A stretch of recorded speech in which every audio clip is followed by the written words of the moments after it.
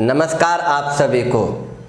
आज हम पाठ संख्या 11 को प्रारंभ करते हैं और आज हम जान लेते हैं कि हम क्या पढ़ेंगे। आज भी हम राशि के गुण स्वरूप को ही पढ़ेंगे और इसके पीछे की कक्षाओं में हमने पढ़ा था कि क्रूर राशि किसे कहते हैं, सौम्य राशि किसे कहते हैं, पुरुष राशि और स्त्री राशि किसे कहते हैं, विषम सम राशि। और उसके बाद हमने राशियों के स्वामित्व को पढ़ा। उससे पहले हम राशियों के अंशात्मक विस्तार इत्यादि हम पढ़ चुके हैं। अब हमने क्या प्रारंभ कर लिया, अब हम राशि के गुण स्वरूप को पढ़ना प्रारंभ कर लिया। तो अब हम राशि के गुण स्वरूप को पढ़ेंगे और उससे पहले हम आपको एक बात कहेंगे कि वीडियो को क्रम से देखें। यदि आपने 10 नंबर पाठ देखा होगा, 9 नंबर पाठ देखा होगा, तो आपको आज का पाठ भी बहुत आसानी से और सरलता पूर्वक समझ आएगा। यदि आप सीधे इस पाठ को समझने का प्रयास करेंगे तो आपको समझ ये भी आएगा, पर जो इसकी गहराई है, जो हम इसकी पिछली कक्षाओं में बताए हैं, आपको वो गहराई समझ नहीं आएगी। और फिर हम कह देते हैं कि ज्योतिष में तो अंधविश्वास है, ज्योतिष तो टूने टोटके का इतिहास है। जब हम इसकी गहराई को ही नहीं जान पाएंगे तो हम जैसा मन में आएगा वैसा बोलेंगे। तो मैं आपको हमेशा एक बात कहता हूँ कि ज्योतिष को गहराई से और इसके रहस्य को समझने का प्रयास करें। ज्योतिष को अंधविश्वास का विषय मत बनाएं, क्योंकि इसमें बहुत गहराई है और बहुत रहस्य है। बस हमारा विवेक इतना होना चाहिए कि हम उसे समझ सकते हैं, या हम इसे अंधविश्वास का शास्त्र बना दें कि ज्योतिष तो अंधविश्वास का है। नहीं, इसमें बहुत गहराई है। बस आप इसे तर्क से समझने का प्रयास करें। जो हमारे ऋषि मुनियों ने आज से हजारों वर्ष पहले वो लिख चुके हैं और आज भी ठीक वैसा ही घटित होता है, तो इसमें कुछ तो हमारे वेद में है। बस हमारे पास उतना विवेक होना चाहिए और जिसे हम इसे तर्कपूर्ण ढंग से समझ सकें। तो आज हम कक्षा में चर स्थिर द्विस्वभाव पढ़ेंगे, अर्थात हम चर प्रकृति, स्थिर प्रकृति और द्विस्वभाव प्रकृति को पढ़ेंगे। ये हमारी 3 प्रकृति होती हैं, चर स्थिर द्विस्वभाव। तो हम इसे जान लेते हैं सबसे पहले कि क्या है। हमने लिखा कि चर राशि में 1, 4, 7, 10, स्थिर में 2, 5, 8, 11, द्विस्वभाव में 3, 6, 9, 12। आप इसे ऐसे याद कर सकते हैं कि हमारी 1 नंबर अर्थात मेष राशि चर राशि है और 4 नंबर कर्क राशि भी चर राशि, तुला राशि 7 नंबर चर राशि, मकर राशि 10 नंबर चर राशि है। अगर आपको ऐसे याद ना रहे तो हम आपको एक और बताते हैं। आपको इनका प्रत्येक राशि का एक एक नंबर याद रखना है और ये चलती कैसी है, 1, 2, 3, 4, 5, 6, अर्थात इस क्रम से ये राशि चलती है।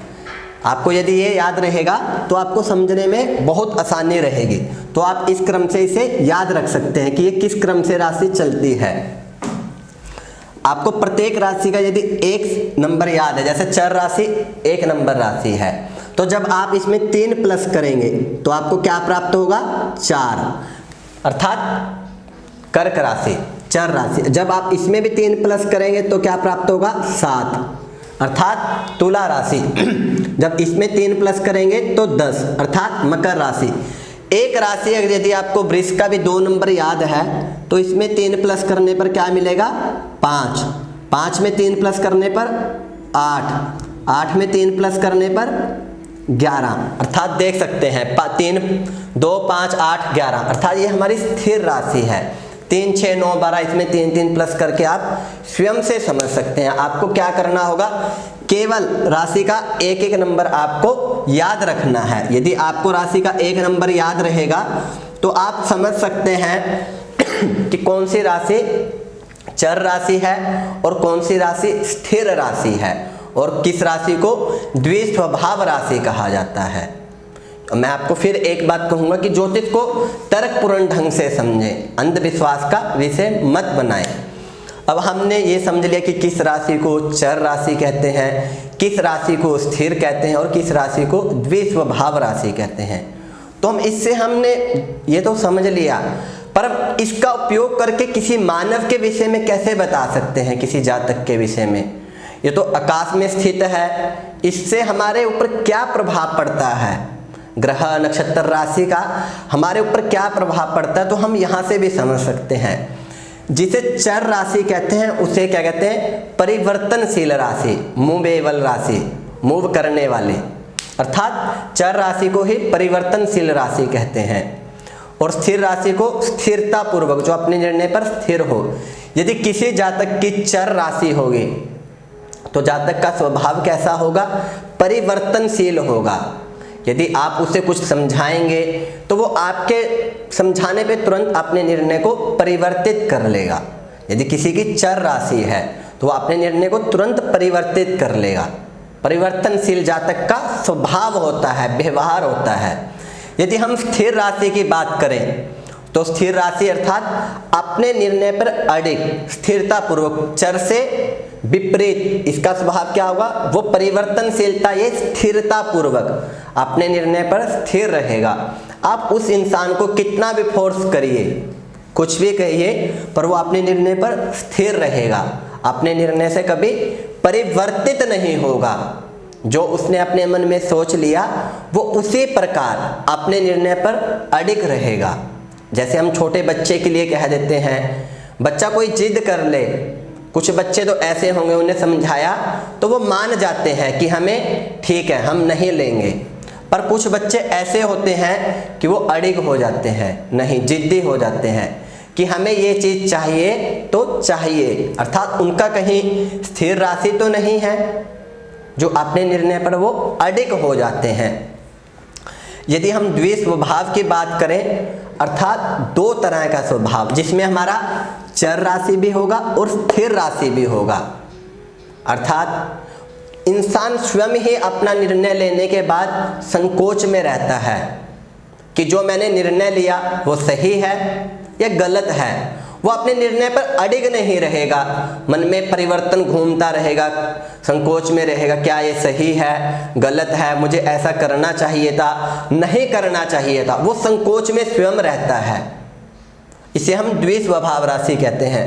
आप इसे अपने ऊपर, जो हम यहाँ पढ़ा रहे हैं, आप अपनी कुंडली पे समझने का प्रयास करिएगा, क्या आपका भी ऐसा स्वभाव है जो हम यहाँ पर बता रहे हैं? क्या आपकी कुंडली में जो ये लगन राशि, इसका विचार हम कहाँ से करते हैं, लगन राशि और चंद्र राशि। क्योंकि किसी भी जातक के ऊपर सर्वप्रथम राशि का प्रभाव होता है। राशि के प्रभाव के गुण स्वरूप के अनुसार जातक का गुण स्वरूप होता है, और जैसे उस पर ग्रहों का प्रभाव पड़ता है तो इन दोनों के तारतम्य से जातक के स्वभाव में परिवर्तन होता है। जब हम राशि और ग्रह, जो हम आपको आगे कक्षाओं में पढ़ाएंगे, जब हम इन दोनों का तारतम्य बनाकर किसी जातक के गुण स्वरूप को बताते हैं तो वो बिल्कुल ठीक होता है। हम कहें तो 80 से 90% उसकी पूरी संभावना होती है।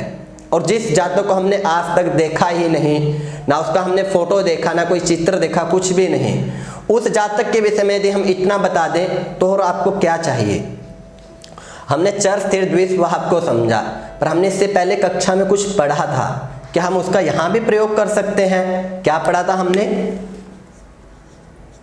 क्रूर, सौम्य, हमने पीछे क्रूर सौम्य राशि पढ़ा था। तो आप कितने, हमारे ऋषि मुनियों ने इसमें कितनी गहराई है, आप उसे समझने का प्रयास करें। अर्थात चर राशि में भी एक क्रूर राशि, पुरुष राशि, और एक सौम्य राशि, स्त्री राशि, और फिर क्रूर राशि, फिर सौम्य राशि, और स्थिर में भी एक सौम्य राशि, फिर क्रूर राशि, फिर सौम्य राशि, फिर क्रूर राशि। और द्विस्वभाव में भी आप देख सकते हैं, यहाँ पे यदि क्रूर राशि है तो यहाँ भी सौम्य राशि है, यहाँ क्रूर है तो यहाँ सौम्य राशि है। अर्थात इसमें भी एक क्रूर राशि है और एक सौम्य राशि है, अर्थात दो राशियां क्रूर हैं और दो राशि सौम्य राशि है प्रत्येक इसमें। अब हम उसका प्रयोग इसमें कैसे कर सकते हैं, ये समझना बहुत जरूरी है। ऐसा नहीं है कि जो हमने पीछे पढ़ाया आप उसे भूलते चले जाएं। हम आपको क्यों कहते हैं कि आप वीडियो क्रम से देखें। यदि आप क्रम से वीडियो देखेंगे तो आपको पाठ को रटने की आवश्यकता नहीं है। हमने देखा कि बहुत पढ़ाते हैं वो पाठ को रटाने की कोशिश करते हैं। आपको रटना ना पड़े, आपको केवल सुनने मात्र से आपको ज्योतिष याद हो जाए, हमारा प्रयास सिर्फ इतना है। क्योंकि हमने इसे इतना, हम जो बात करेंगे शास्त्रोक्त करेंगे, पर जो इसमें विश्लेषण होगा वो हमारा होगा। उसमें हम कैसे इसे परिवर्तन कर सकते हैं, जो हमने अपने गुरुजी से सीखा है वो विश्लेषण हमारा होगा कि हम इसे कैसे परिवर्तन कर सकते हैं। इसमें शास्त्रोक्त बात होगी, पर जो हमने इसे आधुनिक और सरल किया है वो आपको हम यहाँ समझाने का प्रयास करते हैं। अब जो चर राशि है उसमें क्या है, मेष राशि क्रूर राशि है, पुरुष राशि है, विषम राशि है। अर्थात इस चर प्रकृति के जातक में भी क्या क्रूरता होगी, पर उसका जो क्रूर राशि 1 नंबर राशि होगी उस जातक का गुण कैसा होगा, अर्थात उस जातक के अंदर जो क्रूरता होगी वो कुछ समय तक रहेगी। अर्थात किसी जातक के अंदर गुस्सा तो आएगा पर वो क्या होगा, परिवर्तनशील होगा, वो अपने गुस्से में नहीं रहेगा ज़्यादा समय तक, वो परिवर्तनशील होगा। और यदि हम स्थिर में बात करें तो यहाँ पर स्थिर में आप सिंह राशि 5 नंबर की राशि को देख सकते हैं। तो इसमें क्या होगा, जातक में गुस्सा आएगा और वो स्थिरता पूर्वक रहेगा, आपको वो दिखेगा भी। जब आप इसे अपनी कुंडली के ऊपर समझने का प्रयास करेंगे तो आपको ये बिल्कुल आसानी से समझ आएगा कि किसी जातक की यदि स्थिर राशि है और क्रूर राशि है तो उसमें गुस्सा आपको देखने में दिखेगा। अब यदि यहाँ हम चर राशि में बात कर लें 4 नंबर की, जिसे हम कर्क राशि कहते हैं, ये सौम्य राशि है। तो यहाँ यदि हम किसी जातक को परिवर्तन करने के लिए कहेंगे, हमने उसे कुछ समझाया और उसे हम कहेंगे आप परिवर्तन कर लीजिए अपने निर्णय में, तो वो बड़ी सौम्यता पूर्वक अपने निर्णय में परिवर्तन कर लेगा। पर यदि हम यही मेष राशि वाले को कह दें कि आप अपने निर्णय में परिवर्तन कर लीजिए, जो आपने ये सोचा है ये ठीक नहीं है, तो आपको दिखेगा वो गुस्से के साथ परिवर्तन तो ये भी करेगा मेष राशि वाला, पर वो गुस्से के साथ करेगा।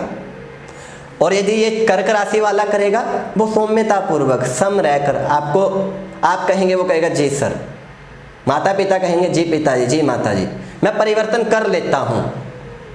पर यदि हाँ स्थिर राशि की बात करें तो जो ये सिंह राशि है इसे हमें क्रूर दिखेगा जातक और उसमें क्रूरता रहेगी, वो अपने निर्णय पर अड़िग रहेगा। पर यदि यही यहाँ पर बात हम वृष राशि की कर लें तो वो क्या होगा, जातक बड़ा सौम्यता पूर्वक रहेगा। आप उसने जो अपने मन में सोच लिया कि मैंने ये कार्य करना है, आप उसे कहेंगे तो वो परिवर्तन नहीं करेगा, अपने निर्णय पर अडिग रहेगा, जिद्दी रहेगा। यदि बच्चा है तो जिद्दी रहेगा और कोई बड़ा है तो वो अडिग रहेगा। और आपको वो महसूस भी नहीं होने देगा। क्यों? क्योंकि उसके स्वभाव में ही सौम्यता है, सम स्वभाव है। वो आपको महसूस नहीं होने देगा कि मैं गुस्से में हूँ, पर वो गुस्से में होगा पर आपको महसूस भी नहीं होने देगा। इसका गुण ये होगा। इसी तरह वृश्चिक, धनु, आप इनको अपने विवेक से आगे समझते रहिएगा। और यदि हम बात यहाँ करें द्विस्वभाव, तो इसमें भी आपको क्रूर सौम्य दिख रहा है। यदि हम मिथुन राशि की बात करें तो वो जातक में आप कहेंगे वो अपने निर्णय में परिवर्तन कर लेगा, पर उसमें भी आपको गुस्सा दिखेगा, पर वो गुस्सा ज़्यादा समय नहीं रहेगा, परिवर्तनशील है। क्यों? क्योंकि ये आप देख सकते हैं इसके बंदा खुद ही संकोच में है, अपने निर्णय पर अडिग नहीं है कि मुझे क्या करना चाहिए क्या नहीं करना, उसे नहीं पता। अगर उसने कुछ सोच लिया उसके बारे में 50 बार सोचेगा, क्या जो मैंने सोचा वो सही है या मैंने गलत तो नहीं सोच लिया। ये सब जो हम आपको गुण बता रहे हैं ये आप अपने स्वभाव में देखिए, अपने परिवार में, मित्र बंधु में आप देखें कि आपको ये गुण सब में दिखते हैं। तो अगर ये गुण दिखता है और आप उनकी कुंडली बनाकर देखिए, जो हम आपको आगे पढ़ाएंगे, तो आप उनमें देखिए कि ये गुण उनमें विद्यमान है। तो अगर इसी राशि के अनुसार जो हमने मेष से लेकर मीन राशि तक उनका जो राशि है, लगन राशि, चंद्र राशि, उनका जो राशि है और उनमें ये गुण दिखता है, अगर उनमें ये गुण आपको बिल्कुल क्लियर रूप से दिखता है तो जो हम पढ़ा रहे हैं वो तो फिर सही है। यदि नहीं दिखता तो क्या हमारे शास्त्रों में गलत लिखा हुआ है? नहीं, बस हमारा विवेक उतना होना चाहिए कि हम इसे समझ सकें और तर्कपूर्ण ढंग से समझ सकें। यहाँ हम एक बात और कहेंगे कि किसी एक नियम को लेकर आप अपने निर्णय पर अडिग मत रहिएगा। अभी तो हमने केवल 2 ही चीज समझा, क्रूर सौम्य और चर स्थिर द्वि स्वभाव। अभी तो इसमें अग्नि प्रकृति आएगी, 5 तत्व पढ़ेंगे, गुण स्वरूप पढ़ेंगे, अभी तो बहुत कुछ पढ़ेंगे। जब आप ये बेसिक समझ जाएंगे, जब हम राशि के, अभी तो गुण स्वरूप पे आपको बहुत पाठ मिलेगा, जब आप राशि के गुण स्वरूप को समझ लेंगे तो जब हम इसे एडवांस में लेके जाएंगे, मेडिकल में लेके जाएंगे, प्रश्न एंड वर्ष में पढ़ाएंगे आपको, तो वहां आपको बहुत आसानी रहेगी। यदि आपको जातक का स्वभाव ही नहीं पता, आपके पास सामने कोई आकर बैठ गया, आप उसके स्वभाव को ही नहीं समझ पाए, तो आप क्या बताएंगे उसके बारे में। इसलिए हम हमेशा कहते हैं कि बेसिक को अपने मजबूत रखिए। जब हम आपको आगे पढ़ाएंगे, मेडिकल पढ़ाएंगे, मेडिकल एस्ट्रोलॉजी या फिर करियर एस्ट्रोलॉजी, मैरिज, चाइल्ड, जब हम आपको ये विषय पढ़ाएंगे तो हम आपको वहाँ बेसिक नहीं पढ़ाएंगे, वहाँ हम आपको ज्योतिष के सिद्धांत पढ़ाएंगे। वास्तु में हम बेसिक काहे पढ़ाएंगे, तो वहाँ हम आपको सिद्धांत पढ़ाएंगे। यहीं पे आप एक चीज और समझ लीजिए, चर राशि को ही धातु राशि कहते हैं और स्थिर राशि को ही मूल राशि कहते हैं और द्विस्वभाव को ही जीव राशि, धातु मूल जीव, इसको ही जीव राशि कहते हैं। अब जब हमारे पास किसी की कुंडली नहीं है, कोई प्रश्न लेके आ जाता है, आके सामने बैठ गया कि पंडित जी, आचार्य जी, गुरुदेव बताइए। अब आप सोचेंगे ना तो वो इंसान कुछ बोल रहा, तो हम उसके विषय में कैसे बता सकते हैं। तो हम वहाँ लगन की बात करें, जब हम आपको पढ़ाएंगे आगे। यदि वहाँ पे धातु राशि है जिसे हम चर राशि कहते हैं, ये मूक प्रश्न की बात हो रही है, प्रश्न शास्त्र की। तो यदि धातु राशि है तो जातक का धातु से संबंधित प्रश्न है, जैसे कि उसके लोहा इत्यादि किसी धातु से संबंधित उसका प्रश्न है। यदि मूल की बात हो रही है, यदि वहां पर मूल राशि है तो जातक का मूल से संबंधित प्रश्न है, धन से संबंधित, किसी से धन लेना है, वापिस नहीं कर रहा, उसने लिया था मेरे से, वो कर्जा वापिस नहीं कर रहा, जातक का मूल से संबंधित प्रश्न है। यदि वहां पर जीव राशि हमें मिलता है तो हम क्या कहेंगे कि आपका किसी जीव से संबंधित प्रश्न है, भाई बंधु पत्नी माता पिता। तो वहां पे जब हम राशियों में आगे आपको ग्रहों में माता पिता भाई बंधु सब कुछ पढ़ाएंगे, तो आप वहां समझे कि जीव में किससे संबंधित प्रश्न है, तो वो भी आपको बताएंगे। तो यहाँ यदि हम सरल शब्दों में कहें कि जीव से संबंधित आपका कोई प्रश्न है, बताइए किसके विषय में जानना है, तो इसलिए हम कहते हैं कि आप राशि को बहुत ही गहराई से समझिए कि आपको प्रश्न शास्त्र में या कहीं भी आपको मेडिकल में, कहीं भी वास्तु में, आपको इसको द्वारा पढ़ने की आवश्यकता ना पड़े। आप अपनी नींव इतनी मजबूत रखिए, बेसिक इतना मजबूत रखिए कि आगे जब हम आपको सिद्धांत पढ़ाएं तो आपको ये चीज आपके दिमाग में रहे कि हमने ये जातक के सामने बैठते उसकी कुंडली देखते ही हम उसके व्यवहार के बारे में जान जाएं कि क्या व्यवहार है। तो इसलिए हम हमेशा एक बात कहते हैं कि आप वीडियो क्रम से देखें। यदि आप क्रम से देखेंगे तो आपको वीडियो को रटने की, इस ज्योतिष को रटने की जरूरत नहीं है। हमने इसे इतना सरल और आधुनिक किया है कि आपको देखने मात्र से ही वीडियो में आनंद भी आएगा और समझ भी आएगा और आपको किसी अंधविश्वास में पढ़ने की जरूरत नहीं है। यदि आप वीडियो को क्रम से देखेंगे तो आपको आनंद बहुत आएगा और इसे आप अपनी कुंडली पर लगाकर जरूर देखिएगा। यदि आपको इस चीज़ की थोड़ी सी भी नॉलेज है तो आप अपनी कुंडली पर लगाकर देखिए कि क्या जो हम बता रहे हैं वो सही है, आपको बिल्कुल रिजल्ट मिलेगा। उम्मीद है कि आपको यह हमारा छोटा सा प्रयास बहुत अच्छा लगता होगा, क्योंकि हाँ हमेशा एक बात कहते हैं कि हमारा उद्देश्य ज्योतिष का सच बताना और इसकी गहराई को बताना है, ताकि हम सब अंधविश्वास से बच सकें और जो ये ज्योतिष है इसे अपने प्रिय बंधु और मित्र आदि को बिल्कुल सुरक्षित रूप से प्राप्त करा सकें। और जो ज्योतिष में अंधविश्वास टोटके आदि भरे गए हैं हम उनसे दूर रहें, किसी प्रकार के हम अंधविश्वास में ना पड़े, इसे गहराई से समझें, अपने विवेक से समझें, किसी के ऊपर ऐसे ही विश्वास ना करें। हम अपना विवेक को यूज कर फिर इसे समझने का प्रयास करें और जो हमारे मित्र बंधु ज्योतिष का अध्ययन करते हैं वो भी इसकी गहराई को समझने का प्रयास करें। यदि आपको वीडियो अच्छा लगता हो तो आप अपने व्हाट्सएप पर जाइए, अपने मित्र बंधु प्रियजनों के साथ इसे शेयर करिए, ताकि वो भी ज्योतिष का सच और गहराई को जान सकें और किसी अंधविश्वास में ना पड़ें, और वो भी आपका वीडियो देखने के बाद दिल से धन्यवाद करेंगे। और जो हमारा मैसेज है कि ज्योतिष का सच सब जान सकें, वो भी सभी लोगों तक पहुंच जाएगा। और इसी उम्मीद के साथ यदि आपको वीडियो में कोई डाउट हो या वीडियो आपको कैसा लगा, कमेंट करके अवश्य बताइएगा, क्योंकि आपके कमेंट करने से, आपके शेयर एंड लाइक और चैनल को सब्सक्राइब करने से हमारे मन में भी एक उत्साह बना रहता है कि हम क्रम से जो हमने ये इसका वीडियो का ज्योतिष का सीक्वेंस बनाया हुआ है कि हम इस क्रम से पढ़ाएंगे, वो हम आपको क्रम से जल्द नित्य एक वीडियो तो देते रहें, जिससे कि आप ज्योतिष के ज्ञान में वृद्धि कर सकें और अंधविश्वास से दूर रहें। उम्मीद है आपको पाठ अच्छा लगा होगा। इसी के साथ नमस्कार आप सभी को।